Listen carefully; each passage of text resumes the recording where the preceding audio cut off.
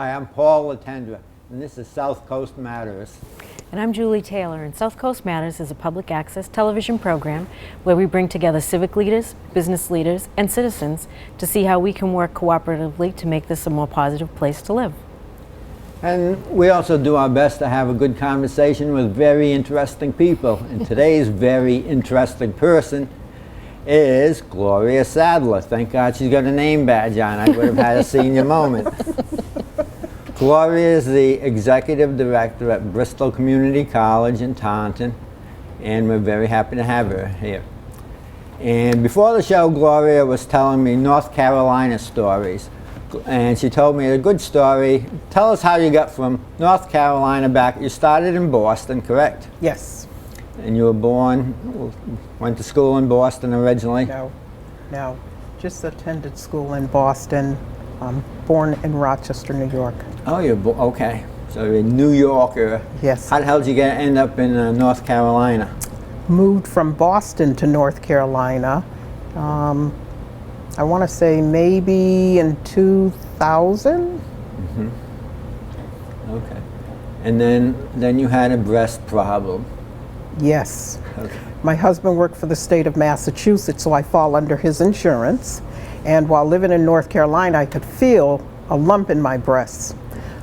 They wouldn't accept my insurance in North Carolina, wouldn't give me a free mammogram, something that's offered here in the state of Massachusetts. So I called my primary care physician in Massachusetts and informed her of what was going on with my health. And she immediately said, Gloria, you need to leave North Carolina if you can feel a lump in your breast and they will not accept your insurance. So I arrived back in Massachusetts in like January 2006, had my lump removed. While going through that process, I was staying with my daughter out in Fall River, Mass. How old was your daughter then? My daughter's in her 20s. Okay. She was in her 20s. And I'm one of those individuals, I can't sit still, and I think Bristol Community College faculty, student, and staff will attest to that. I can't sit still, so I said to my daughter, I'm just going to go up to that college and I'm going to take a few classes. And then I decided, well, I think let's go back. Did you need to get your GED first, or had you had your... I had my GED since 1984. Oh, okay, okay. Had the GED since 1984. And so I decided I need to attend this college and hopefully earn my associate's degree by the time I turn 50. Well, here it is, how many years later, and I am working on my PhD, preparing to turn 50. So I'm very excited. God bless you. Awesome. Yeah. Now, where are you doing your PhD work? Northeastern University. Good for you. You got your master's also at Northeastern? Yes, and my bachelor's. What did you get your master's in? My master's is in higher ed administration. Okay. And now you're running BCC. Yes. Good. Yes. Good. I bet you never thought when you knocked on the door saying, can I take a course, that you'd be running the Taunton campus. Never in my wildest dreams. Good. God bless. So what made you gravitate towards higher ed as your calling? You want to know how I ended up at BCC as an employee? Yeah. In 2006, when I began my studies, the fall of 2006, I managed to get through the semester. Well, in January, when the spring semester rolled around, I'm taking classes again, and as the weather warmed up, Bristol Community College has this student employee job fair. So I walk past, and this young lady, she kind of steers me, shoos me over, can you come over? And I'm looking at her like, what does she want? I said, can I help you? She says, Miss, do you want a job? I've been a stay-at-home mom all this time. I don't know if I want to commit to having to get up and be somewhere at a specific time. And so I said to her, doing what? She says, do you know how to make coffee? And I said, of course I know how to make coffee, because at the time I loved to drink coffee. And she says, well, I would like for you to go in the back room with me, down to my office, and meet someone who I work with. She was going to introduce me to one of my coworkers at the time, Sandra Boone. She introduced me to Sandra. Here I am. I'm one of the work studies, the student employees. about maybe 6 months into this employment, and I enjoyed making the coffees, and I always tell students I was the gopher. Go make the coffee, go make the copies, sit down, stuff more envelopes. That was literally my job. Don't say anything, just make coffee. Just make the coffee. Well, about 6 months into this position, the young lady who hired me, she moved over to another department, and so the boss that I was working for, she said, well, Gloria, it's part-time, it's maybe 10, 15 hours a week, you're there, start working. Then the young lady's supervisor, Sandra Boone, became ill, and they asked me, the college, do you know what Sandy does for work? And I kind of, yeah, kind of. I really didn't know too much because she had me stuff in the envelopes. But I said, yeah, I think I could do whatever she was doing. And they said, good. From now on, you're going to do that. Now, how far into your studies were you at this time? At this time, I was preparing to work on my bachelor's. I think I was just preparing that process. So the bachelor's degree at Northeastern was approximately 18 months long. It's an accelerated degree program. I entered into that program. So by the time I had just completed my bachelor's, I had moved up within Bristol Community College. I had become the Taunton Center Coordinator. Okay. And what I'd like to say is with each degree that I earned, I moved up in status. So when students tell me that they can't do something, I explain my own story, how with each degree, I moved up in status. You got your bachelor's in 18 months? 18 months. Oh, but you had already had your associates at the time, right? I'll butt in here because please. she and I have the same degree, bachelor's degree. I just found that out, which I think is so cool. But anyway, you already have to have your associate's degree in order to go into the accelerated program at Northeastern. Okay. And then it's an 18-month program. You stay with the same group of people for the 18 months. So fortunately, I had like a little family with me the whole 18 months. It makes it really easy to go through such a really intense program. Yeah. And it was awesome. Yeah. So we both have our degrees, our bachelor's degrees in leadership through Northeastern's accelerated program. It must be a good program. Julie does a good job of telling me what to do and tell me what. That's not leadership. Leadership, you have to get people to follow you, Yes. not tell people what to do. Yes. So when you tell me to shut up, that's not leadership? No. No? No. Okay. Good. So then, now how'd you get into the whole doctorate scene? Once I earned my master's degree from Northeastern, Double Huskies. I was so overwhelmed, overjoyed, overthrilled with the idea I was the only one of my mother's children to even hold any degrees. My children were part of that broken, vicious cycle. My children have college degrees.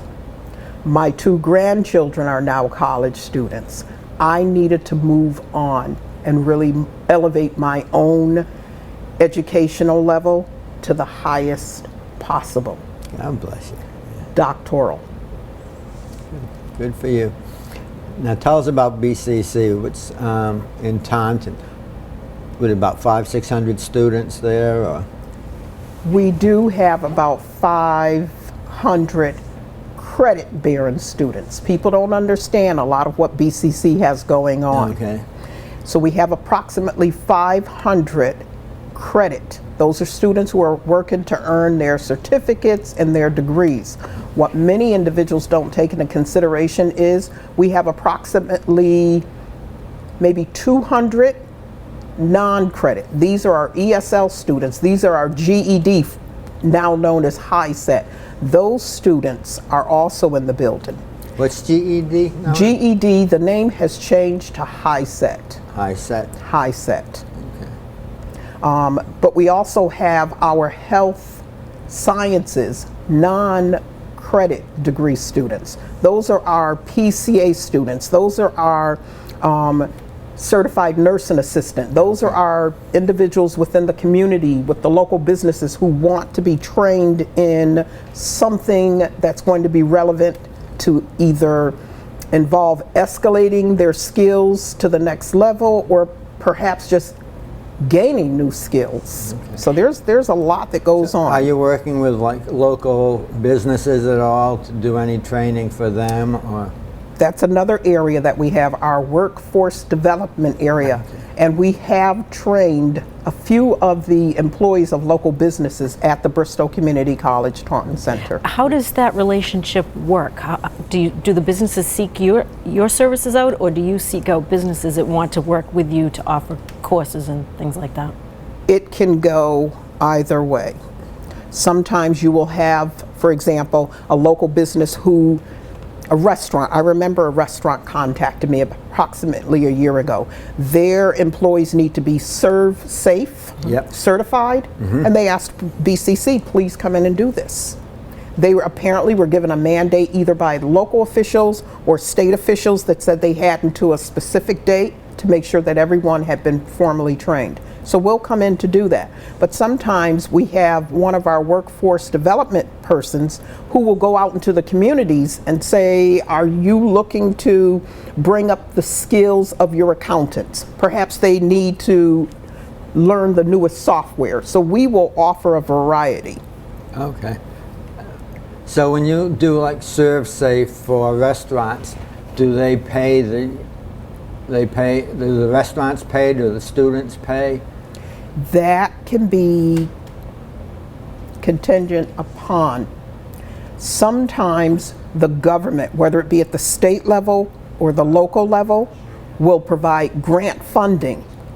For example, we now have a PCA program, and I think it might be a partnership with the DTA or someone in What's PCA? personal care attendant. Okay. Personal care attendant, I'm sorry. For an my elderly apologies. person? Yeah. No. My twin has an anoxic brain injury, and while she was living at my house, I had a choice. Continue working on my bachelor's degree or stay home and take care of her. And I thought long and hard, because this is my twin. She was always proud of my accomplishments. She would want me to stay at BCC. She would want me to continue working on my degree. I hired PCAs. Okay. So it doesn't have to be an elderly person. Just a person who is incapable. Some individuals just can't manage to clean their own homes.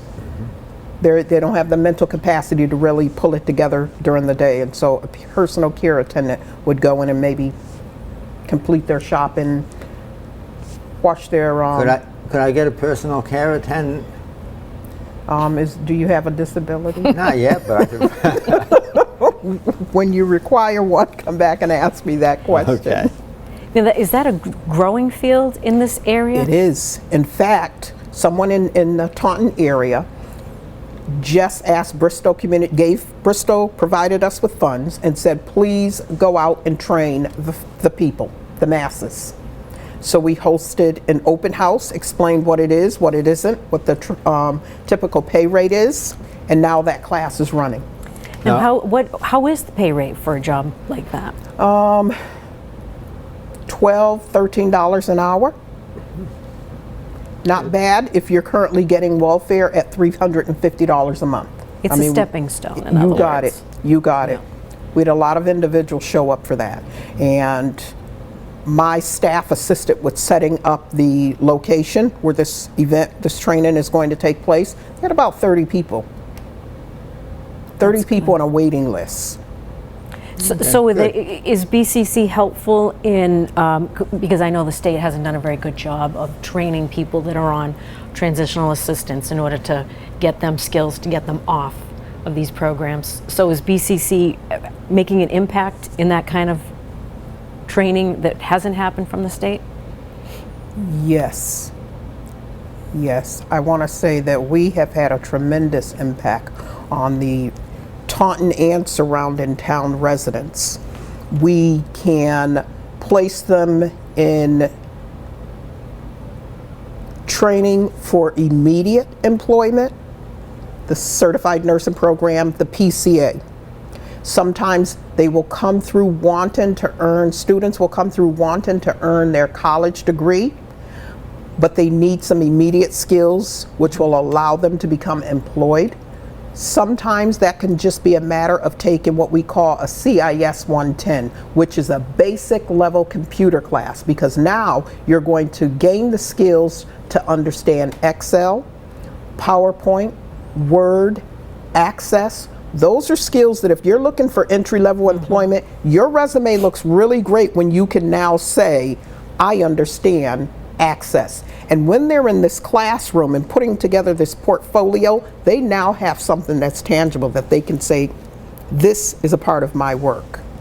So yes, great. Bristol Community College can take you on a journey of having no skills to skills that will gain you entry. Well, I would think too that it'd be just a great advantage for Bristol Community College to have a Gloria Saddler running one of their satellites that you know what you're talking about when these people come to you for help, and you've made that journey. It's not like like someone who grew up with a silver spoon and did the Harvard Yale thing and is running a college, and someone asking him for help who might be on assistance, some kind of assistance. I'm sure when they go to you, there's much more empathy and there's a certain credibility there too. I think I hold a lot of credibility with the students. I had, just this afternoon, I had one of my male students, he was traditional age, about 21, and he walked over, he said, Gloria, I would like to chat with you. And I said, well, what's wrong? I just immediately, what's wrong? He says, nothing, I just needed you to know I appreciate how you took me on this journey. When I first arrived at the Kohanet location, you had me apply to the college. I applied for financial aid. You followed up. Anything that the main campus asked for, you were able to call me and say, submit this, submit that. You took me on my journey of the placement testing. I was able to register for my classes, and he said, I have completed a year's worth of college, and I'm proud of myself, and I can't even imagine how I arrived without you. And I said to him, you go tell that to the president. I'm here to do a job. You just go tell it to the president. I'm just doing my job. I love what I do. I don't think I would know how to do anything else, and I want to say I contribute my success at the Taunton campus to my own trials and tribulations.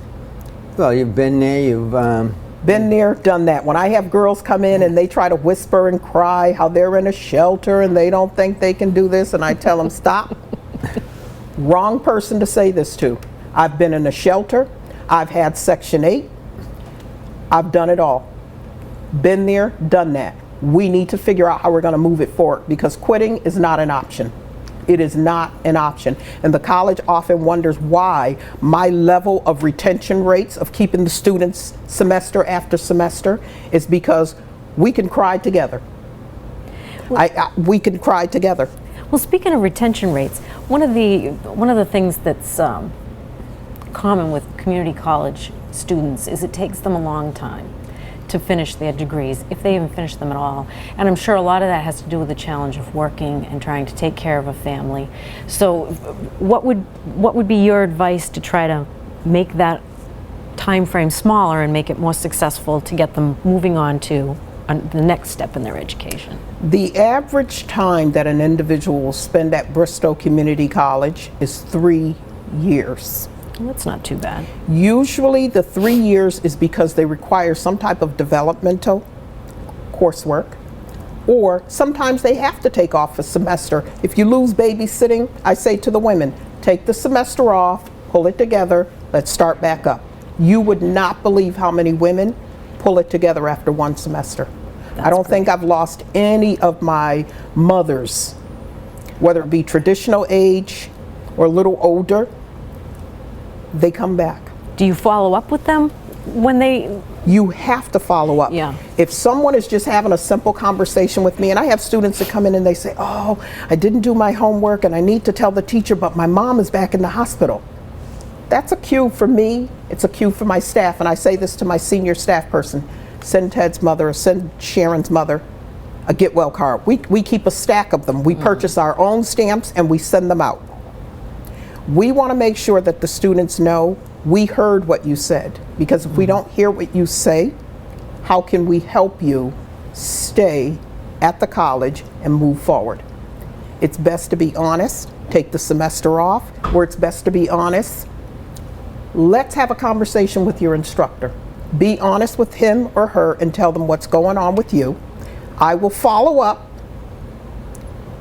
to make sure you did inform the instructor of what's going on. And if you have followed my instructions, that instructor and I will work together to make sure you succeed, that you complete the entire semester. And I'll tell you, it usually works. Very rarely do we have students just simply That's walk excellent. away. Gloria, that's really encouraging. I think I came from the corporate world, and when we used to do hiring, and I've done some awful hiring and I've done some good hiring. And what it comes down to, and I think you exemplify it, I used to call it give a crap, but it's the person who really cares is the person who's going to do the best, regardless of what their resume says or what their background says. But if they really care about what they're doing, and you obviously, you really care about what you're doing, and it's just our state's getting our money's worth. I don't know what we're paying you, but I know we're getting our money's worth. Oh my God. Yeah. Tell us. Go ahead. It's nice that these young people can be, and not even all of them are young people. Some of them are mothers going back after their kids have grown up. But to have a supportive environment like that, because it's intimidating at first when you go back in. But to have the confidence to finish up your degree and then move on, I think is a wonderful thing. And I think our community colleges deserve a lot of credit for that. Oh, community colleges, oh my gosh. We really lay the foundation and prepare our students for that 4-year degree. Yep, I agree. We've got a few minutes left. Tell us about your missionary work. Oh geez. I am a missionary out of Bethel, Boston, African Methodist Episcopalian Church. I am the first vice president for the Boston area. I'm currently prepared to travel in February to India, Chennai, India, because we host education centers in India. My most recent project as a missionary, we provide a holiday dinner for women and children who reside in a domestic violence shelter in Boston. And so I am in the process of making sure that everyone is on the same page as to the food preparation, who's serving. We missionaries, So you'll be seeing a lot of turkey this week. we do a lot of work of missions. Good. So God has blessed me, and I'd like to make sure I give back. Now, are you working, do you travel up to Boston for that, or the missionary work, or do you do it around Taunton, Fall River area, or New Bedford area? That is the work that I complete in the Boston area. Here in the Taunton area, I haven't done any missionary work. I'm too bogged down. I'm running a campus. I'm a doctoral student. I have grandchildren who like to entertain me when they think I have a free moment or two, and it kind of puts me behind, but I enjoy those little stolen moments. So I have limited myself on what I do outside of work. Kind of has to. She's got a full plate, Paul. I have a full plate. It seems very full, Gloria. How long have you been doing the missionary thing? I have been a missionary since, I want to say maybe 2012 or 13. Did you have to study for that, or was that just? No, you don't have to study for missionary work. Okay. You have to be an able-bodied, willing, love the Lord, and want to give back. So I'm able to do that easily. Yeah. That was. I was born and raised in the church, so giving back, being a community activist, ensuring the mental health and social welfare of others has been something I would do even as a child, even as a single individual involved with raising my children. I've made sure that they gave back, and I'm so thankful all my children give back to society in a very meaningful way. Good. Well, they have a Good. good example, and God love you for taking on missionary work on top of the very big project of being a doctoral candidate. That's incredible. And See, so running anybody can do BCC it. at the same time. The BCC campus, will that be expanding, or is that, where are we in limbo on that? We are, I want to say, in limbo. Okay. We know that the building that we currently reside in, the former Taunton Catholic Middle School, And we know before that Coyle High School, right? yes, Coyle. We have been asked to allow realtors to show complete walkthroughs to potential buyers of the building. So I don't get involved in the politics of Okay. the But Cummins and- BCC will be staying in Taunton. Bottom Bristol line is we'll Community be staying College. in Here's Taunton. what people need to understand. Bristol Community College has been in Taunton even before 1985. We have always been in the community. We've been hidden in middle schools. We were hidden in Taunton High School. When I started the position as a Taunton coordinator, we were at the Freedman Middle School, which is off in the backwoods towards the industrial park. And so the minute we came out to the Taunton Catholic Former Middle School, people behaved as if, poof, BCC's here. We've been here all along. You're on 140. We could see you. We've been here all along. You're visible. We Yeah. we will continue to be in Taunton. In fact, if you'd like, on December 7th at 11 a.m., please stop by. We will be celebrating Bristol Community College's 50th anniversary, Wow, wait. December 7th, 11. 11 a.m. Now, I'm old enough to remember 50 years ago when they started up in Fall River. I think it was St. William's Rectory Hall where they first started up. St. William's Church sold them some property, and they went up there before they moved down to the old armory buildings around there. Goes way back. Yeah. Yes. Good. So we are actually going to hear a little bit of the history of Bristol Community College in Taunton by Mr. Cleary. He's a former school superintendent, also a city councilman. He will be providing us with a little bit of history. So please stop by. We What also day is have that? David What day of the Sousa. week? He's a BCC graduate as well. December 7th at 11 a.m. December, what day of the week it's a is Monday. that? That's on a Monday. Yeah. Monday. Okay. Yep. Good. Yep. Good. Well, this has been very interesting It has been. and very inspirational that there's someone like yourself that's guiding along these young people to go as far as they can possibly go with their education. It's a great thing. I met Gloria by accident, and as soon as I met her, I said, I want to know more about this woman. She's a fascinating woman, and I'm so glad that I managed to follow up. Thrilled. Good, good. Thrilled. We've got about 10 seconds left, so I just want to say thank you so much, Gloria. We're honored to have you here, and it's been a pleasure. And we hope to get you back, and you can tell us more about your journey from North Carolina to BCC, and I want you back after you go to India too. I want to hear about India. Take pictures too. You've got to let me bring one of my students. Definitely, Yeah. definitely. That would be a priceless moment. Yes, it Good. would. Perfect. Thanks so much for being with us. I'm Paul Letendre. This is South Coast Matters. And I'm Julie Taylor, and follow us on Facebook at South Coast Matters, and you can reach us at southcoastmatters@gmail.com. Good night. Good night. Thank you.